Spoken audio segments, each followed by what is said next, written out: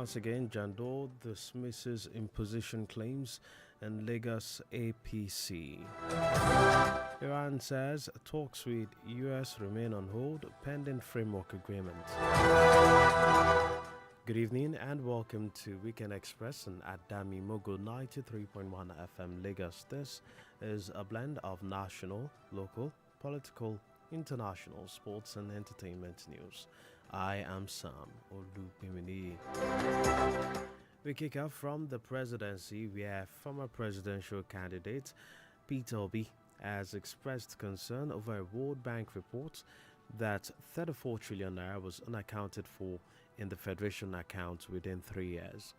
Data from the World Bank showed that Nigeria's Federation revenue rose from 17.08 trillion naira in 2023 to 29.45 trillion naira in 2024 and 37.44 trillion naira in 2025, bringing total earnings to 83.97 trillion naira over the 3 years.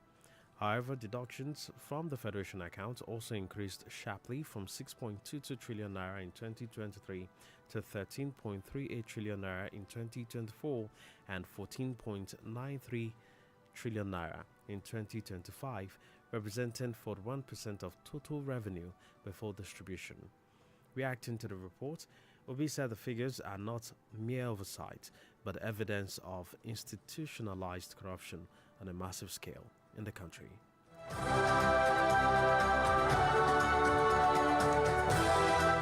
And now to education. The Nigerian Education Loan Fund has denied reports claiming that it had suspended its student loan disbursement program. In a statement on social media today, Nelfund said it had not announced any pause in loan disbursement and urged the public to disregard the message. The clarification comes amid growing attention on the scheme, which the federal government says benefited over 1 million students since its establishment. According to government figures, the intervention has cost over 1.1 billion naira, while more than 160,000 youths have also received digital skills training under related initiatives. And right here in Lagos State, governorship aspirant Abdulaziz Olajide Adediran, also known as Jandor, has reaffirmed his commitment to the All Progressives Congress and declared his readiness to contest in the party's upcoming primaries. Speaking in an interview on Adami Mogo 93.1 FM Lagos, Jandor's spokesperson, Benga Ogoleye, debunked reports of an anointed candidate within the party in Lagos State.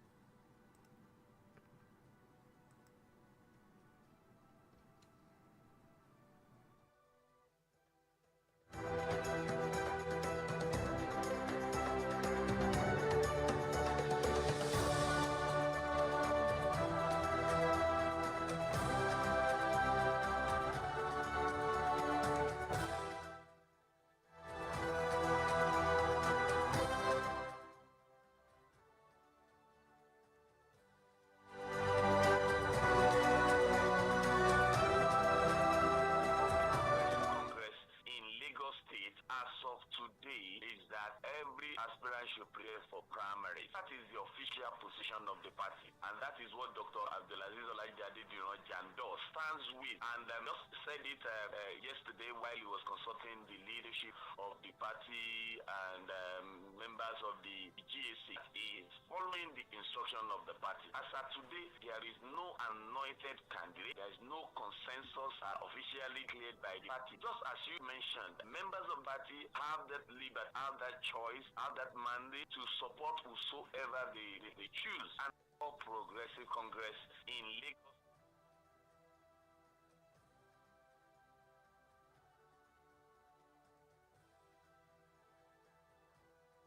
Totally committed since March 2025 that. He noted that his principles, grassroots appeal, and youthfulness strengthens the party's chances in Lagos State. Totally committed since March 2025 that His Excellency Dr. Abdulaziz Olajide Jandor returned to the party. We must be clear that he was a guest of Mr. President even before he returned into the party. and he has pledged his loyalty and commitment to the president and the party. At the last local government election, and the structure, the Lagos movement work for all the candidates of APC across all the 57 SCDs, all progressive.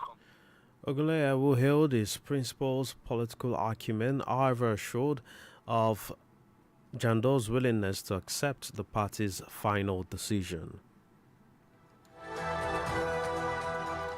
And now, the Lagos state government is appealing to private organizations to open up their restrooms for public use as part of efforts to eliminate open defecation.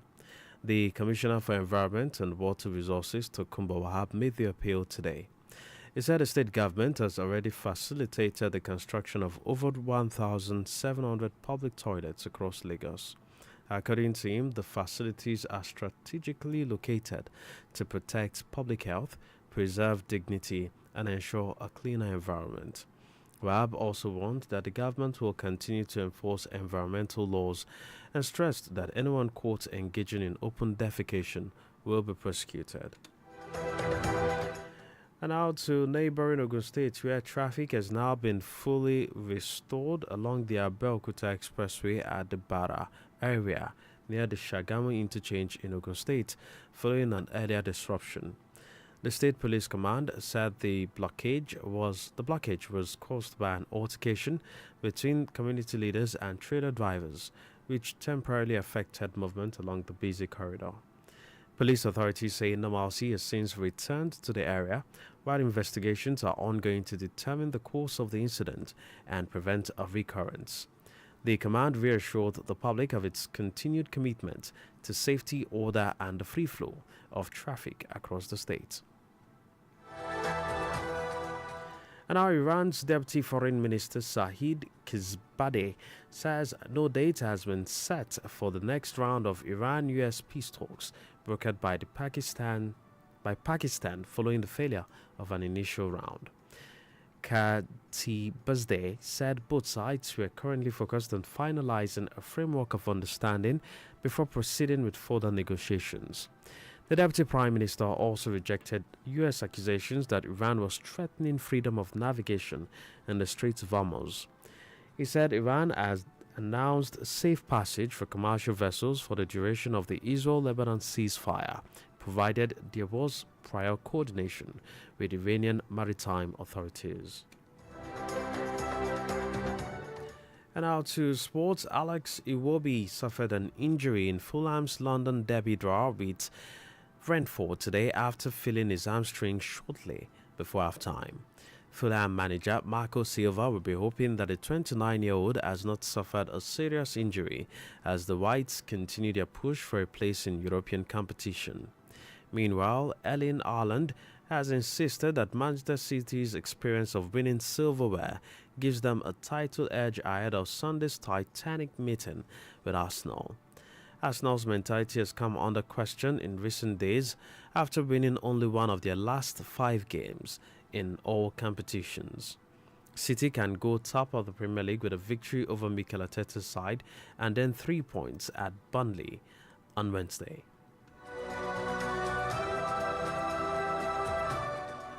And that's the size of Weekend Express on Adami Mogo 93.1 FM Lagos.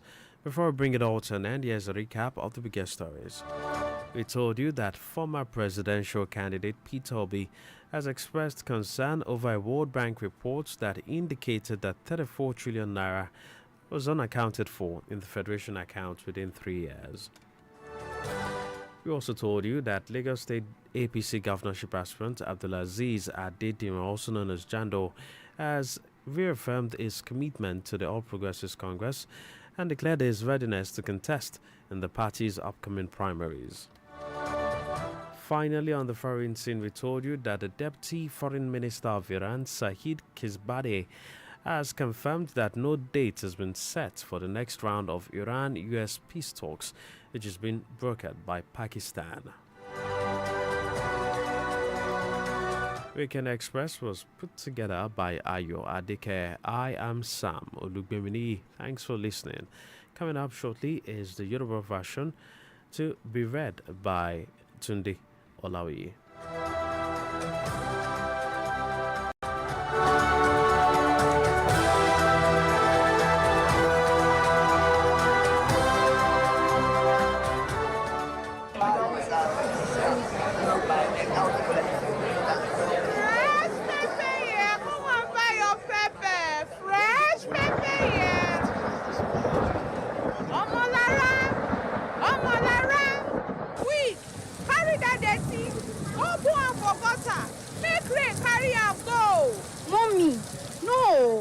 If we pour dirt for gutter, it go block am. Flood go enter our street. Egbamike, who dey tell you all this rubbish? You better do wetin I ask you to do now. Pouring dirt into rainwater is pollution. It blocks drainage, causes flooding, and spread disease. Keep Lagos clean. Throw waste only in proper bins. Orúkọ mi ni evangelist professor Ebenezer Ogboi Fabiyi. Ẹ máa gbọ́ Adámimógo 93.1 FM Lekki.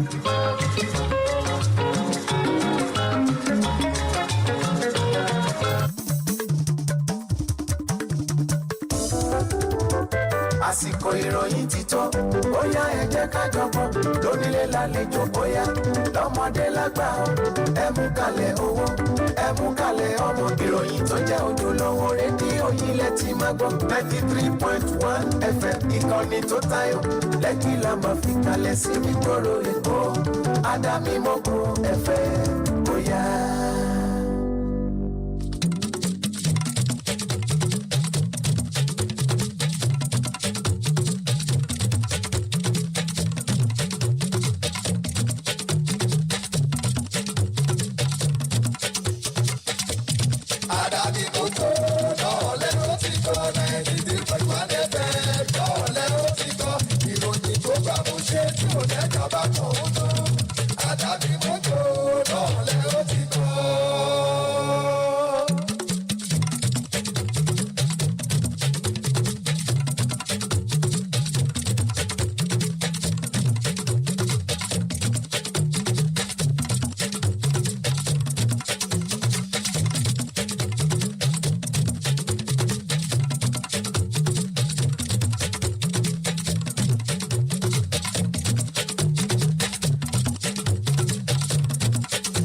ẹ kúrọ̀lẹ́ Àkótán Ìròyìn ló ń dé sí etí gbọ̀yìn láti ìkànnì Adámimógo 93.1 FM ní Lekki phase 1 ní ìpínlẹ̀ Èkó.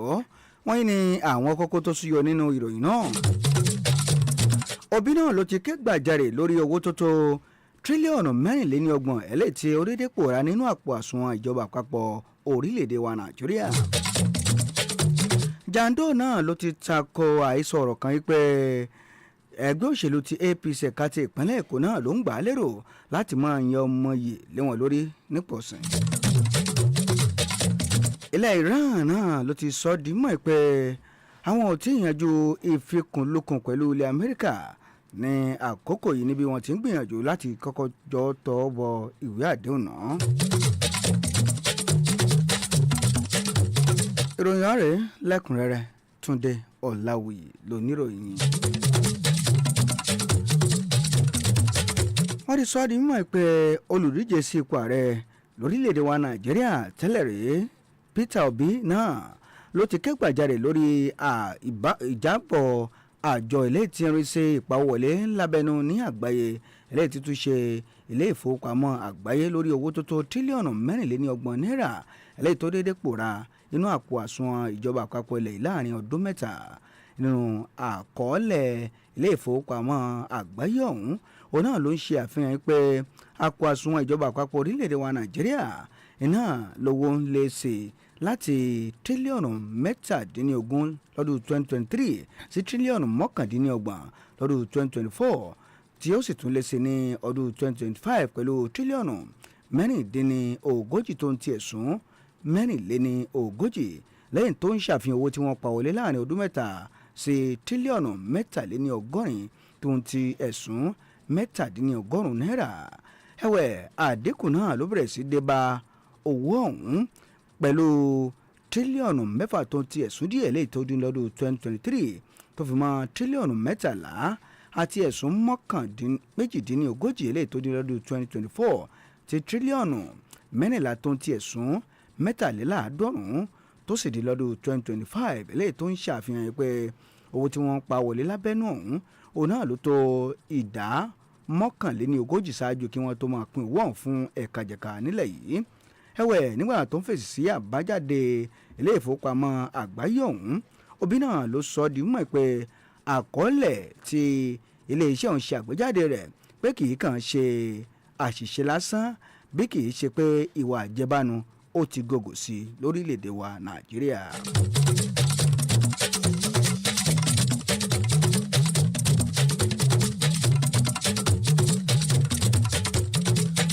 lórí ọ̀rọ̀ ìròyìn tó ní ṣe pẹ̀lú ọ̀rọ̀ ètò ẹ̀kọ́ nílẹ̀ wa Nàìjíríà àjọ tí ń ṣe ètò ẹ̀yáwó fún ètò ẹ̀kọ́ nílẹ̀ wa Nàìjíríà yan àjọ nelfund iná ló ti tako àbájáde ìròyìn kan pé àwọn ti sọ ètò yíyá àwọn akẹ́kọ̀ọ́ lówó rọ̀ lákòókò yìí nínú àtẹ̀jáde ilé tí wọ́n fi léde lónìí òde yìí lórí ìkànnì ayélujára. àjọ ọ̀hún òun náà ló sọ ọ́ di mọ̀ pé àwọn ò fìgbà kankan kéde pé àwọn ti so ètò ọ̀rọ̀ tí wọ́n sì rọ àwọn ará ìlú láti kọjú ọ̀gbọ́n sí àhesọ ọ̀rọ̀ náà. ọ̀rọ̀ yìí náà ló wáyé níbi ìjọba àpapọ̀ orílẹ̀-èdè wa Nàìjíríà ṣe ń sọ ọ́ di mímọ̀ lórí bí ọ̀gọ̀rọ̀ àwọn ọmọ orílẹ̀-èdè tí wọ́n lé ní ẹgbẹ̀rún kan níye tí wọ́n sì jí akẹ́kọ̀ọ́ ti ṣe jàǹfààní ètò ọ̀hún látìgbà tí wọ́n ti ṣe ìdásílẹ̀ rẹ̀. nínú ọ̀rọ̀ ìjọba àpapọ̀ orílẹ̀-èdè wa Nàìjíríà wọ́n sọ ọ́ di mímọ̀ pé kò dín ní owó tó tó bílíọ̀nù kan náírà tó ń ti ẹ̀sùn kan rẹ̀ eléyìí tí wọ́n ti ná ní àjọ ọ̀hún níbi tó ti jẹ́ pé ọ̀gọ̀rọ̀ àwọn ọ̀dọ́ léyìí tí wọ́n tó ẹgbẹ̀rún lọ́nà ọgọ́jọ níye náà ni wọ́n ti jẹ àǹfààní ètò ẹ̀kọ́ṣẹ́ ọwọ́ eléyìí tó ní ṣe pẹ̀lú ìmọ̀ ìjìnlẹ̀ ẹ̀rọ ayé òde òní lábẹ́ ètò náà.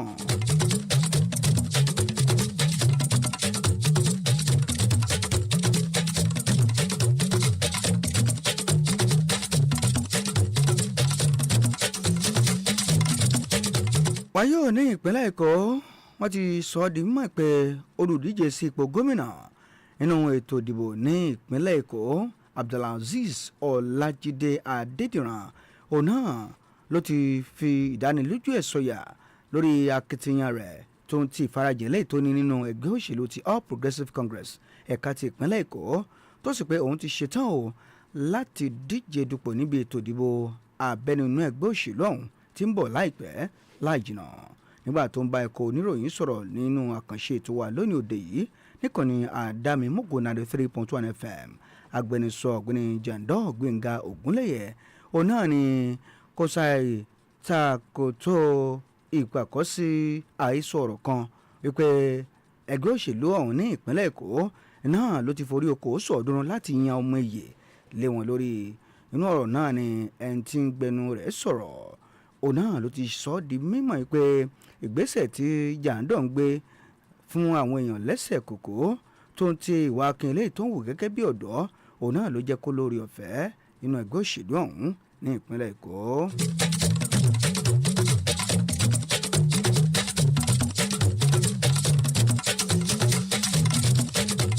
ẹ̀wẹ̀ ní ìtẹ̀wájú ìròyìn náà ni kò ṣàtúnṣe lálàyé síta wípé ẹni tí òun gbẹnu rẹ̀ sọ̀rọ̀ yìí iná ló jẹ́ pé ó ti fi ọwọ́ ìdánilójú ẹ̀ sọ̀yà fún àwọn ará ìpínlẹ̀ Èkó tó ń ti ẹgbẹ́ òṣèlú náà láti tẹ̀lé ìyìn tí wọ́n bá fẹ́ nígbẹ̀yìn ọ̀rẹ́yìn lẹ́yìn ìpinnu wọn.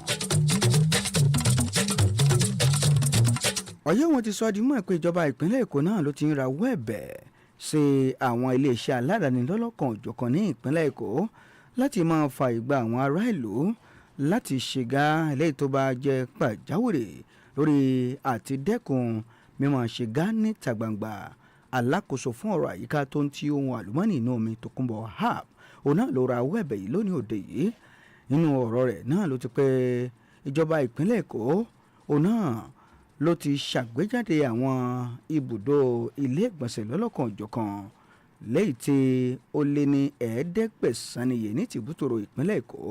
nínú ọ̀rọ̀ rẹ̀ ó pé àwọn ibùdó ọ̀hún òun náà ni wọ́n kọ́ sí àwọn ibi tí ó wà lárọ̀ọ́wọ́tó lórí àti dẹ́kun ìṣòro àìlera ní ìpínlẹ̀ Èkó tó ń ti àti mú iyì tó ń tẹ̀yẹ bá àwùjọ wa àti láti rí dájú pé ìmọ́tótó ti ń borí àrùn mọ́lẹ̀ ó dúró gbẹ̀ngbẹ̀ng ní ìpínlẹ̀ Èkó.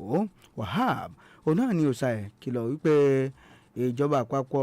ìjọba ìpínlẹ̀ Èkó náà ni ò ní tẹ̀tì láti máa kàn pa fún àwọn ará ìlú láti máa tẹ̀lé òfin ìmọ́tótó àyíká tó sì pé èyíkéyìí tí ọwọ́ sìnkún àjọ ń bá tẹ̀ yóò fi mú kó ata òfin.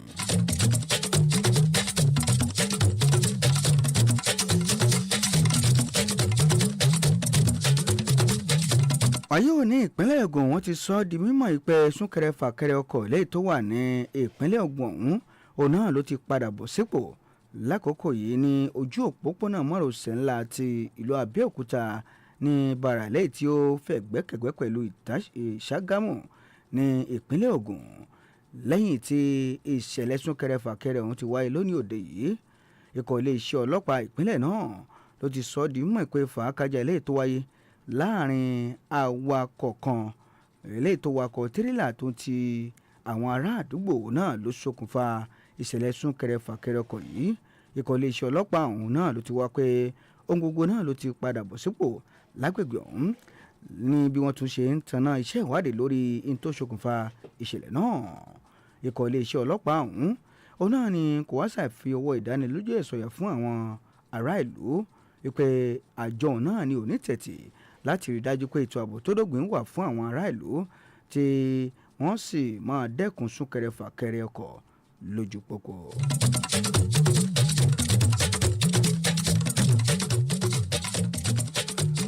inú ìròyìn ilẹ̀ òkèrè fún tòní wọ́n ti sọ ọ́ di mọ́ ìpè igbákejì olóòtú ìjọba tilẹ̀ Iran Saeed Khatibzadeh náà ló ti pé àwọn ò tí ì ṣètò ọjọ́ kan pàtàkì tí wọ́n máa fi ṣe ètò ìfikùnlukùn láàrin ilẹ̀ Iran tó ń ti ilẹ̀ Amẹ́ríkà lẹ́yìn tí ilẹ̀ ti Pakistan léwájú ẹ̀ lẹ́yìn tí ìkùnà ti wáyé lórí ìgbésẹ̀ wọn àkọ́kọ́. Khatibzadeh náà ló ti sọ di mímọ̀ pé àwọn ikọ̀ orílẹ̀-èdè méjèèjì náà ni wọ́n ń bojú inú wo ọ̀rọ̀ àti tọwọ́ bọ ìwé àdéhùn kó tó di pé wọ́n máa jókòó ṣe ìpàdé míì pọ̀ lórí odò àádọ́rùn lásì nígun méjèèjì.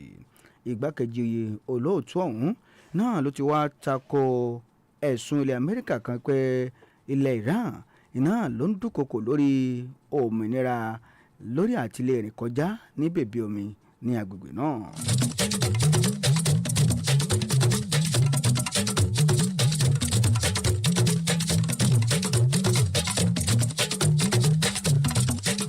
ìròyìn eré ìdárayá fún tòní òde yìí Alex Iwobi náà ni wọ́n ti sọ di mọ́ pé ó farapa díẹ̀ níbi eré bọ́ọ̀lù tó wáyé ní Fulham ní London pẹ̀lú ní Brentford lónìí òde yìí lẹ́yìn ìgbésẹ̀ àkọ́kọ́ eré bọ́ọ̀lù ọ̀hún ní ìpele àkọ́kọ́. ẹni tí í ṣe adarí ẹgbẹ́ agbábọ́ọ̀lù Fulham Marco Silva òun náà ló ti ń fojú inú wo agbábọ́ọ̀lù ẹni ọdún mọ́kàndínlọ́gbọ̀n wípé ìfarapa òun náà ni kò tó nǹkan lẹ́yìn tí ó sì ń fojú inú wò wípé àwọn ikọ̀ ilẹ̀ aláwọ̀ funfun òun náà ni wọ́n ní tẹ̀tì lórí àti dájú pé wọ́n kò gòjá níbi ìfigagbága láàrin àwọn ikọ̀ ilẹ̀ aláwọ̀ funfun.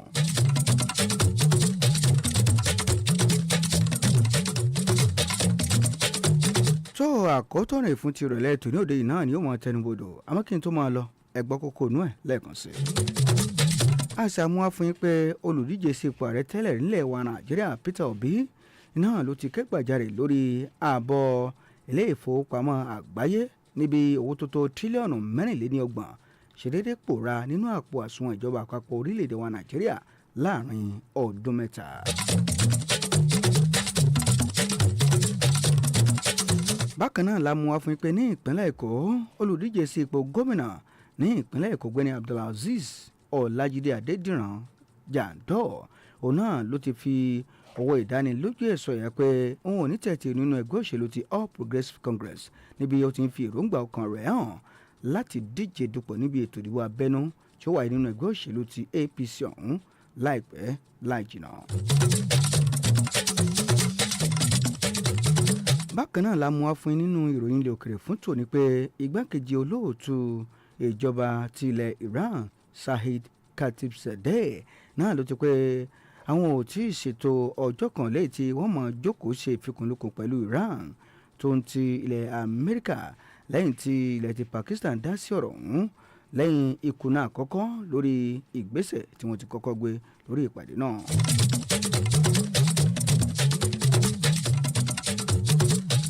Àkótán ìròyìn fún ti ìrọ̀lẹ́ tòní òde yìí náà ni ó mọ̀ọ́rọ́ ké sí àyín nìkànnì Adámimógò 93.1 FM Lekki phase 1 ní ìpínlẹ̀ Èkó. Ayọ̀ Adékẹ́yẹ náà ni olóòtú ìròyìn ọ̀hún. Túndé Ọ̀làwùjọ kà sí etí gbọ̀yìn. Aṣẹ́ńṣẹ́ tẹ̀ ń gbọ́ wa eré kò ní wọn ò ní kálukú wa.